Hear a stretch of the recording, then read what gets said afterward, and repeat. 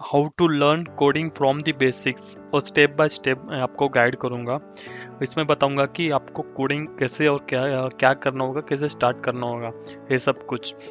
ये अपना कंप्रोसिव अप्रोच होगा बिगिनर्स के लिए, जो अभी कोडिंग में हमारे अपना करियर बनाना चाहते हैं। तो उसके लिए बहुत इम्पोर्टेंस है कि आप क्या क्या आपको करना है और कैसे स्टेप आपको करना है, बेसिक्स से कैसे स्टार्ट करना है। तो ठीक है, मैं आपको बताऊंगा कि कोडिंग कैसे लर्न करते हैं फ्रॉम बेसिक। तो चलो शुरू करते हैं। हम इसमें देखेंगे कि व्हाट इज कोडिंग। इंट्रोडक्शन में आपको बोल दूंगा कोडिंग क्या है हमारे लिए। क्या है coding? Coding is nothing but the process of creating instruction और computer using programming language. Writing code allow you to build software application and website. Coding मतलब जो जरिया है हम जिससे हम कंप्यूटर से बात करते हैं, हम उनको उसको इंस्ट्रक्शन देते हैं कंप्यूटर को कि ये करना है। हम एप्लीकेशन बनाते, सॉफ्टवेयर बनाते और वेबसाइट बनाते यूजिंग कोड से। बट अपना कोडिंग कैसे वर्क करता है एक्चुअली, बेसिकली हम देखें तो हमको जब डेवलपर बनते हैं तो हमको बेसिक से पढ़ाई करनी पड़ती है। जैसे हमको कंप्यूटर क्या है उसके रिलेटेड हमको इंफॉर्मेशन चाहिए। कंप्यूटर आर्किटेक्चर क्या है, उसमें ओएस क्या है, तो ओएस पढ़ना होता है। अगर कंप्यूटर पढ़ोगे तो कंप्यूटर के लिए ओएस भी पढ़ना पड़ेगा। ओएस कैसे काम करते हैं, उसके इंस्ट्रक्शन कैसे देते हैं, वो सारा जो बेसिक से हमें पढ़ना पड़ता है। अभी लैंग्वेज पढ़नी है तो अपने को सी प्लस प्लस पढ़ना ही ज़रूरी है स्टार्टिंग से, क्योंकि सी प्लस प्लस आपको बताएगा कि हर फंक्शन वैसे वर्क करते हैं। हम बेसिक से स्टार्ट करना है तो सी प्लस प्लस पहले अपने को कंप्लीट करना पड़ेगा। उसमें जो ओप्स कंसेप्ट है, वेरिएबल्स है वगैरह, सब सारे स्टेप बाय स्टेप अपने को लर्न करना पड़ेगा। फिर उसके बाद ही हम दूसरे लैंग्वेज पे जा सकते हैं। हम डायरेक्टली दूसरे लैंग्वेज भी पढ़ सकते हैं, बट ये प्रॉपर तरीका नहीं है किसी चीज़ को पढ़ने के लिए। तो हमको पहले बेसिक से ही स्टार्ट करना पड़ेगा, इसलिए सी प्लस प्लस हमें स्टार्ट करना पड़ेगा। ठीक है, बट उससे पहले हमें कंप्यूटर क्या है ये समझना पड़ेगा कि कंप्यूटर क्या है, कंप्यूटर आर्किटेक्चर क्या है, वो ऑपरेटिंग सिस्टम क्या है, और वो ये सब वर्क कैसे करता है, इंस्ट्रक्शन कैसे लेता है, हम उसका टर्मिनल कैसे काम करता है। तो ये सारा कुछ बेसिक बेसिक थिंग्स है जो हमें पढ़ने होते हैं स्टार्टिंग में। फिर उसके बाद ही हम लैंग्वेज पे आ सकते हैं। डायरेक्टली हम लैंग्वेज में आएंगे तो थोड़ा कन्फ्यूजन होगा ही थोड़ा। तो इसमें बता रहे हैं कि creating of instruction using programming language. हम इंस्ट्रक्शन देते हैं और कंप्यूटर को यूजिंग प्रोग्रामिंग लैंग्वेज। हम राइट करते हैं कोड वगैरह और बिल्ड करते हैं सॉफ्टवेयर और एप्लीकेशन बनाते हैं और वेबसाइट बनाते हैं थ्रू कोडिंग। ठीक है, हमें कोडिंग क्यों लर्न करना पड़ता है? और बेसिक थिंग, अगर कोडिंग अगर लर्न करोगे तो आपको इंडस्ट्री में अच्छी ऑफर्स मिलेंगे, जहाँ पे डाइवर्स करियर अपॉर्चुनिटी है कोडिंग रिलेटेड। आप फुल स्टैक है, आप डेवलपर है, आप टेस्टर है, हम ऑटोमेशन टेस्टिंग करते हैं, कोड जावा वगैरह सारा यूज़ करते हैं, और जहाँ पे एडवांस जावा भी यूज़ होता है, और dot net, angular, Python. Python अभी एआई में यूज़ हो रहा है, तो पाइथन के लिए हम मशीन लर्निंग वगैरह, साइंस फिक्स और डेटा साइंस रिलेटेड थिंग्स अगर पढ़ना है तो पाइथन पढ़ो। ये सब जब हम कोडिंग पढ़ते हैं ना, ये सब चीज़ हमें और तब पता चलती कि हमें क्या क्या पढ़ना चाहिए। बट आपने को देखो और यहाँ पे आपको बहुत सारे अपॉर्चुनिटी मिलेंगे अगर आपने कोडिंग पढ़ा तो, और आपके करियर में बहुत ज़्यादा ग्रोथ होगी। तो बेनिफिट्स ऑफ कोडिंग स्किल्स, आपके बेनिफिट क्या होंगे कोडिंग स्किल्स के साथ?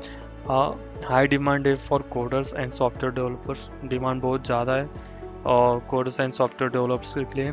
Ability to automate task and improve the efficiency. Opportunity to work on existing and innovative project. आपको अपॉर्चुनिटी मिलेगी कि एक्सिस्टिंग एंड इनोवेटिव प्रोजेक्ट में आपको काम करने मिले। और क्योंकि आपके पास कोडिंग स्किल रहेगी तो आपको एआई रिलेटेड अभी जो प्रोजेक्ट आने वाले, बहुत सारे जो प्रोजेक्ट है अभी एआई रिलेटेड अभी स्टार्ट हुए, तो आपको एआई में अगर कोडिंग पाइथन आता होगा तो फिर पाइथन के रिलेटेड बहुत अपॉर्चुनिटीज़ अभी ओपनिंग होगी। तो उसके लिए भी है, बहुत सारी लेगेसी एप्लीकेशन है जो वर्ल्ड लैंग्वेज सपोर्ट करते हैं, जैसा सी प्लस प्लस। जैसे सिस्टम अगर डेवलप करना हो, कौन सा ऑपरेटिंग सिस्टम बनाना है, तो सी प्लस प्लस हमारी काम आती है। तो सी प्लस प्लस हमारी बेसिक है जहाँ से हम स्टार्ट करते हैं। वैसे तो हर लैंग्वेज का फादर सी या सी प्लस प्लस ही है, जहाँ पे आपको अगर सी प्लस प्लस पढ़ लिया तो सारे लैंग्वेज का आपका बेसिक थिंग्स बहुत प्रॉपर हो जाएगा। इसलिए बोल रहा हूँ मैं आपको C and C plus plus start करिए पहले। ठीक है, choose your first programming language. As I said, like you need to learn C++ first. Actually, we can start from Python as well, but Python great for beginners means beginners के लिए अच्छा है, versatile है, widely use भी है। But आपको Python अगर पढ़ना है तो उसके जो जिसमें जो फंडामेंटल्स वेरिएबल वगैरह यूज़ हुए वो सी प्लस प्लस के ही है सारे, मतलब बेसिक थिंग ही है। और इंग्लिश जैसा ही है, पाइथन पढ़ने में इजी है और समझने में भी इजी है। बट आपको कॉम्प्लिकेटेड थिंग्स पढ़ना चाहिए, पहले सी प्लस प्लस पढ़िए, फिर उसके बाद पाइथन पढ़े, कुछ प्रॉब्लम नहीं है। जावास्क्रिप्ट हमारी वेब डेवलपमेंट के लिए काम आती है, जावा हमारी ऑब्जेक्ट ओरिएंटेड प्रोग्रामिंग लैंग्वेज है और वाइडली इंटरप्राइजेस सेटिंग के लिए, मतलब desktop, web application, mobile application, mobile development, सारी चीज़ों के लिए हमारी जावा एप्लीकेशन यूज़ होती है, जावा लैंग्वेज यूज़ होती है। सी प्लस प्लस हमारे लो लेवल कंसेप्ट के लिए, परफॉर्मेंस क्रिटिकल एप्लीकेशन के लिए, जैसे हम सिस्टम के लिए, ऑपरेटिंग सिस्टम के लिए डेवलपमेंट करते हैं तो हमारा सी प्लस प्लस ये बेसिक लैंग्वेज होती है। तो बहुत सारी सी शार्प लैंग्वेज भी है जो हमारी ऑब्जेक्ट ओरिएंटेड प्रोग्रामिंग लैंग्वेज ही है। और टाइपस्क्रिप्ट लैंग्वेज जो हम एंगुलर में यूज़ करते हैं, और टाइपस्क्रिप्ट पे सबसेट है जावास्क्रिप्ट का, तो जावास्क्रिप्ट आ गया तो टाइपस्क्रिप्ट पे आ ही जाएगा। ठीक है, तो ये आप पहले चूज़ करना कि आपकी पहली प्रोग्रामिंग लैंग्वेज क्या होनी चाहिए, आपको क्या सीखना है और क्या नहीं। तो आप देख सकते हो अभी मार्केट में फ़िलहाल जो लीडिंग में है वो पाइथन है, फिर उसके बाद जावा, फिर उसके बाद सी शार्प है। तो आप इसके हिसाब से भी पढ़ सकते हो, इसमें कुछ प्रॉब्लम नहीं है। ठीक है, सेटअप करना है डेवलपमेंट इन्वायरमेंट, अगर आपको कुछ लैंग्वेज पढ़ना है तो आपको सेटअप लगेगा। डेवलपमेंट करनी है तो डेवलपमेंट के लिए आपको कुछ एनवायरमेंट लगेगा जिस पे आप कोडिंग कर सकते हो। ऐसे नहीं कि आपने कोडिंग आपने नोटपैड पे कर लिया, वैसे नहीं चलता ना, वैसे आपको रन करके भी चेक करना होता है, डिबग करके चेक करना होता है, तो वो आपके लिए सेटअप लगता है। तो आप ऐसे ऑनलाइन कंपाइलर भी यूज़ कर सकते हो, बट उसमें थोड़ा परफेक्शन नहीं होता, आपको मतलब बिल्ड इन फंक्शनलिटी नहीं मिलती उधर। तो आपको सारे फंक्शनलिटी, इन बिल्ड फंक्शनलिटी आपको याद करके रखना है। तो आपको कोड एडिटर चाहिए, आपको इंस्टॉल करना पड़ेगा कोड एडिटर, आईडी यूज़ करना पड़ेगा। आईडी जो होता है हमारे विजुअल स्टूडियो कोड है, वैसे पाइचाम है, पाइचाम हमारे वैसे पाइथन के लिए, विजुअल स्टूडियो कोड हम एंगुलर के लिए यूज़ करते हैं, सी शार्प के लिए यूज़ करते हैं, सारी लैंग्वेज के लिए हम विजुअल कोड यूज़ कर सकते हैं वैसे। तो हमारा एडिटर है, हम उसमें कोड टाइप करते हैं, वो रन करते हैं, उसमें देखते हैं आउटपुट क्या आता है, तो हम ये कोड एडिटर हम इंस्टॉल करते हैं हमारे एप्लीकेशन में और चेक करते हैं कोडिंग लैंग्वेज हमारी सही है कि नहीं हम, और स्टैंडर्ड फॉलो उसमें ही हो सकता है। ठीक है, और install necessary language specific tools and compiler, जैसे पाइथन और सी शार्प एंड एंगुलर के लिए सारे अपने रिलेटेड जो कंपाइलर्स है वो इंस्टॉल करने पड़ते हैं। और नेसेसरी लैंग्वेज स्पेसिफिक जो टूल्स रहते हैं जो सपोर्ट करते हैं हर लैंग्वेज को, अलग अलग टूल्स रहते हैं, तो वो सपोर्टर आपने को इंस्टॉल मारना पड़ता है। जैसे एंगुलर के लिए नोड इंस्टॉल करना पड़ता है, और वैसे ही आपने को .NET के लिए .NET कोर वर्जन का 2.2, 2.3, 3.0, 3.1 ऐसे कुछ हमारे जो टूल्स रहते हैं वो इंस्टॉल करने पड़ते हैं। तो वैसे ही हमारा कॉन्फ़िगर करना पड़ता है वर्जन कंट्रोल। अगर गिट और गिटहब यूज़ करते हैं हमको हमारे सोर्स कोड के लिए, सोर्स कोड रखने के लिए, हमारे एज ए रिपोजिटरी गिटहब हमारा गिट काम करता है। तो हम हमारे जो कोड रहते हैं, हम जो बेसिक लेवल के कोड बनाते हैं या कंपनी में बनाते हैं, हम गिट पे हम मैनेज करते हैं उस कोड को। तो हमारा बेसिकली हम बोला जाए तो 3 पार्ट में हमारा एप्लीकेशन डिवाइड होता है। एक तो UI होता है, यूज़र इंटरफेस, और एक बैकएंड होता है, और एक डेटाबेस होता है। तो डेटाबेस में मतलब पूरा सारा जो डेटा होता है हमारे एप्लीकेशन का, वो जो एप्लीकेशन में हम फेसबुक चलाते वैसे, तो फेसबुक में हमारे जो इतने फ्रेंड्स है वो कैसे और मैनेज कर पाता है, because of data, because database, हम जो डेटा जो स्टोर करते हैं वो डेटाबेस में स्टोर करते हैं, वो हैंडल करके रखता है खुद के पास। जब आप लोग को ज़रूरत रहती है तो हम बैकएंड से उसको कॉल करते हैं। तो बैकएंड हमारा एज अ कोडिंग जब हम यूज़ करते हैं ना, कोडिंग थिंग्स वो बैकएंड में यूज़ करते हैं ज़्यादा। तो हम लैंग्वेजेस यूज़ करते हैं, C sharp, TypeScript and this type of language use करते हैं हम बैकएंड से हम डेटा लेने के लिए। और हमारे UI जब हम फेसबुक पे अगर हम समझ लो किसी को फ्रेंड रिक्वेस्ट भेजनी, हमने बटन पे क्लिक किया as a send a friend request, तो फ्रेंड रिक्वेस्ट सेंड पे बटन क्लिक किया तो ये हमारा UI पार्ट हुआ, हमने क्लिक कर दिया। फिर क्लिक के बाद जो बैकएंड में जो प्रोसेस होता है हम वो कोडिंग थ्रू करते हैं। तो कोडिंग थ्रू मतलब हम API कॉल करते हो और कुछ बैकएंड से स्टोर प्रोसीजर कॉल करते हैं, तो हम डेटाबेस को कॉल करते हैं बैकएंड से, मतलब कोडिंग थ्रू डेटाबेस को कॉल करते हैं। डेटाबेस हमारा उसमें भी लैंग्वेज यूज होती है SQL क्वेरी करके। तो SQL क्वेरी हमारी क्या करती है, वो डेटा फेच करके लाती है हम प्रोसीजर्स, हम बैकएंड से जब करते हैं। तो 3 पार्ट में बोला मैंने, एक तो UI, बैकएंड और डेटाबेस। तो ये आपको पढ़ना होगा कि एक तीनों चीज़ क्या है, तो फिर आपको समझ में आ जाएगा कि एप्लीकेशन कैसे वर्क करता है। ठीक है, और learn the basic programming concept हमारी बेसिक थिंग्स बहुत ज़्यादा मतलब सब जगह फॉलो होती है। बेसिक थिंग्स मतलब कहीं भी जाओ आप, कौन से भी लैंग्वेज जाओ, ये थिंग्स आपको मिलेगी सब तरफ। एक तो सिंटैक्स, आपको सिंटैक्स ध्यान में रखना पड़ेगा कि basic grammar rules of the language क्या है। सिंटैक्स, आपको सिंटैक्स फॉलो करना पड़ेगी। हर लैंग्वेज के अलग अलग सिंटैक्स रहते हैं, किसी को सेमीकोलन चलता है, किसी को नहीं चलता। तो ऐसे बहुत सारी है, अलग अलग सिंटैक्स लेके अलग अलग लैंग्वेज आती है, तो आपको वो चीज़ों का ध्यान रखना पड़ेगा। Variable and data types, variables मतलब हम समझ लो हमारा नेम एक वेरिएबल है। हम नेम में गोविंद, मतलब मेरा नाम क्या है, गोविंद नाम है मेरा, तो नेम में मैं गोविंद डालूंगा ना, मतलब नेम मेरा वेरिएबल हुआ और गोविंद मेरा डेटा हुआ, और डेटा में गोविंद के नाम के नेम में वेरिएबल में डाल रहा हूँ, तो नेम अपना वेरिएबल होगा। डेटा टाइप कौन सा है, अभी गोविंद अगर स्ट्रिंग है तो हम डेटा टाइप क्या होगा, नेम का डेटा टाइप क्या होगा, वो भी स्ट्रिंग ही होगा।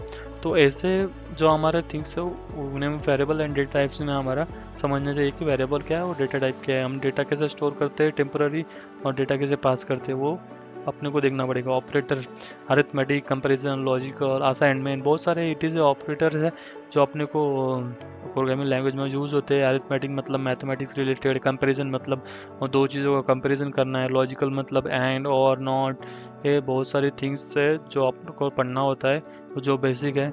और कंट्रोल स्ट्रक्चर जैसे हुआ for, while loops, different loops होते हैं। जब हम बैकएंड से डेटा लाते हैं तो as a bunch of record आता है, मतलब एज अ कॉलेज में कितने सारे स्टूडेंट है तो उन हर एक स्टूडेंट का डेटा आता है, एक साथ आता है। तो उन एक साथ डेटा आने के लिए आपने को अगर एक एक डेटा दिखाना है UI पे, तो एक एक डेटा दिखाने के लिए हमें लूप्स की ज़रूरत पड़ती है। हर एक डेटा हमारा UI पे आता है, एक डेटा उठाता है UI पे देता है, एक डेटा उठाता है UI पे देता है। तो ये बहुत सारे बंच ऑफ रिकॉर्ड पे ऑपरेशन करना हो तो तब हमें लूप्स की ज़रूरत पड़ती है। तो हमारे फंक्शंस रहते हैं, हमारे calling scope function, parameter function, ये बहुत सारे फंक्शंस रहते हैं हमारे इसमें, यूज़र डिफाइंड बहुत सारे। और वो फंक्शन यूज़ होते हैं हमारे स्पेशल, जो हमारा एक समझ लो हमें एडिंग करनी है, सब्सट्रैक्शन करनी है, मल्टीप्लाई करनी है, तो हम अलग अलग ऑपरेशन करेंगे हर चीज़ का। हम एक जगह पे वो सारा ऑपरेशन नहीं करेंगे, तो हम एडिशन के लिए अलग मेथड बनाएंगे और मल्टीप्लाई के लिए अलग मेथड बनाएंगे, अलग अलग, मतलब जिसका पर्पस अलग अलग हो, एक साथ नहीं ला सकते किसी पर्पज़ का। अगर इसका पर्पज़ अलग है तो किसी के टेम्परेरी बेसिक्स के लिए हमने कॉल करना है, किसी का एडिशन करना है तो एडिशन का काम हो गया ख़त्म, उस फंक्शन का काम। तो ऐसे small small block of code रहता है, उसको हम फंक्शन कहते हैं। ठीक है, आपको प्रैक्टिस करता होगा विथ सिंपल प्रोजेक्ट। आपको हमेशा अगर याद रखना, अगर आप थियोरेटिकली पढ़ रहे हो, वीडियोस देख रहे हो और बस वीडियोस देख रहे हो और उससे काम नहीं होगा दोस्तों, आपको प्रैक्टिस करना होगा, प्रैक्टिकली कुछ थिंग्स करने होंगे, नहीं तो आप आज पढ़ोगे कल भूल जाओगे। वैसे ही आपको पढ़ना ही रहता है हमेशा।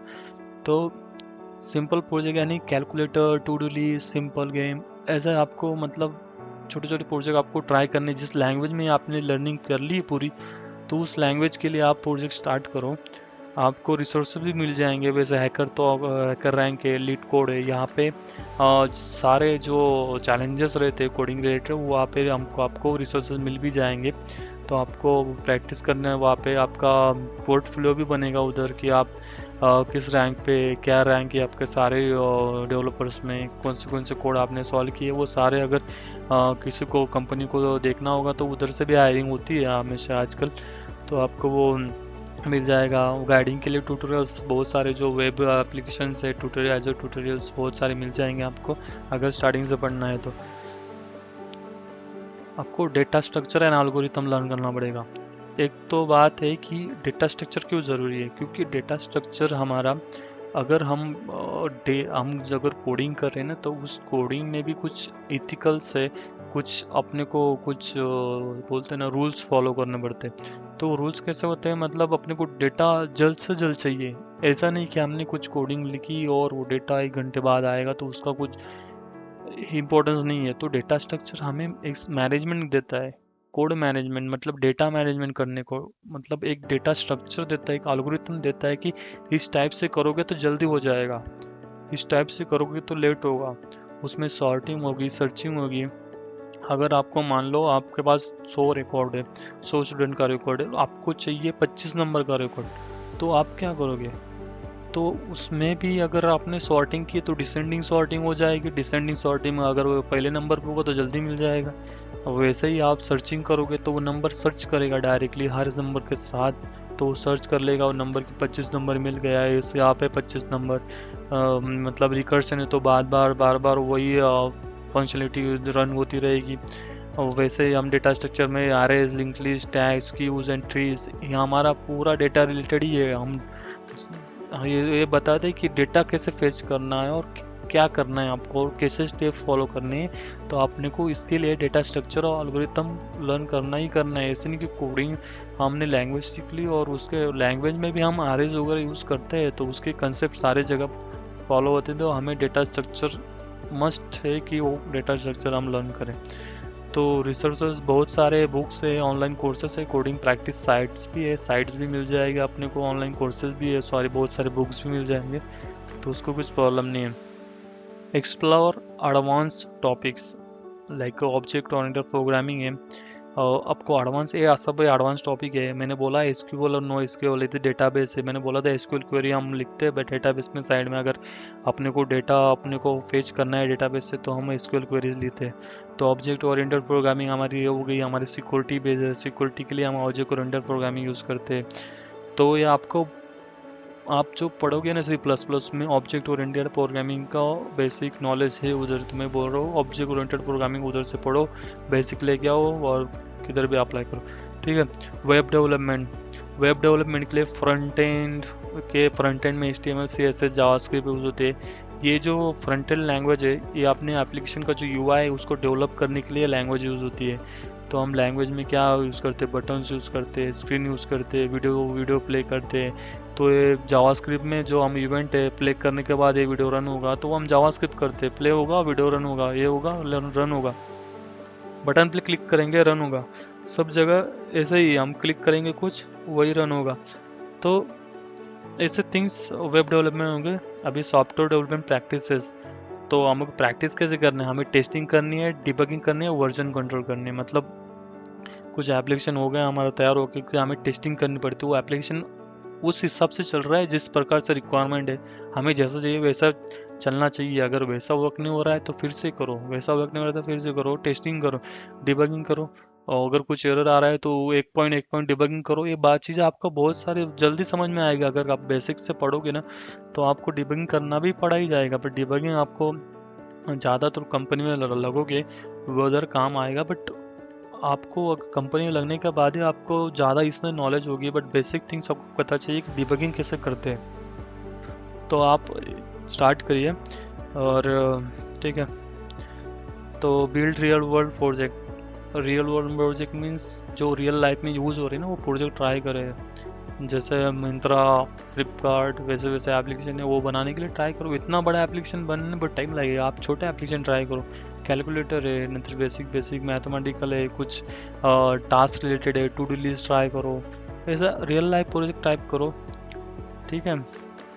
वैसे ही बोला था मैंने गिटहब पोर्टफोलियो वगैरह जहाँ पे पर्सनल एप्लीकेशन बने, वेबसाइट बने, हम वहाँ पे रख सकते डेटा, तो वैसे करो। Join community, coding community join करो जहाँ पे हर साल नए अपडेट आते हैं तो उसकी इन्फॉर्मेशन मिलती जाती है। जैसे फेसबुक में हमें कुछ नोटिफिकेशन आता है कि ये फ्रेंड रिक्वेस्ट आई है, वैसे ही कोडिंग कम्युनिटीज़ में आपको नोटिफिकेशन आएगी कि ये कुछ नया आया या मार्केट में, आज ये पढ़ो वो पढ़ो। तो प्लीज़ ये करो, प्रैक्टिस करो। हैकाथॉन लैंग्वेज है, हैकाथॉन हमारी वेबसाइट है, वहाँ पे सारे कोर्स मिलते हैं, वहाँ पे प्रैक्टिस करने को हमारी डेटा स्ट्रक्चर एल्गोरिथम के हिसाब से आपको प्रैक्टिस करने में मिलेगा, आपको समझ में आ जाएगा, ठीक है। So keep learning and growing, stay updated, follow the blogs, subscribe to newsletters, advanced courses, enroll in specialized courses or certificate, practice regular, solve the problem and contribute to project. वही बोल रहा हूँ मैं, अपडेट रहो। वक्त के साथ हमारी लैंग्वेज बदलती जा रही है, अपडेट होते जा रही है, लेगेसी एप्लीकेशन छूटती है, एआई वगैरह आ रहा है, तो पाइथन बूम कर रहा है, लाइक वो data science related, machine learning वगैरह बहुत सारा बूम करेगा अभी आइए। तो अभी वे एप्लीकेशन बूम कर रहा है, बहुत सारी है जो फुल स्टैक डेवलपमेंट भी बहुत सारा डिमांडिंग है। तो आप सर्टिफिकेट लेते रहिए, कोर्स करते रहिए, प्रैक्टिस करते रहिए, कंट्रीब्यूट करते रहिए प्रोजेक्ट में और आगे बढ़े, ठीक है। और इतना ही था इस वीडियो में यार। कुछ अगर एक्स्ट्रा पॉइंट्स अगर ऐड करने हो तो प्लीज़ कमेंट में लिख देना मुझे। तो thank you for your time and attention. I hope this guide help you on your code journey, and subscribe and follow my channel for more tutorials and tips. तो आपको अगर कुछ ट्यूटोरियल्स चाहिए, कुछ इन्फॉर्मेशन चाहिए इसके रिलेटेड, कौन सा वीडियो लाना है आगे तो इसके रिलेटेड चाहिए, तो आप मुझे पिंग कर सकते हो, मैं आपको उसके रिलेटेड वीडियो बना के दूंगा। बट प्लीज़ सब्सक्राइब करें चैनल को। और थैंक यू मच।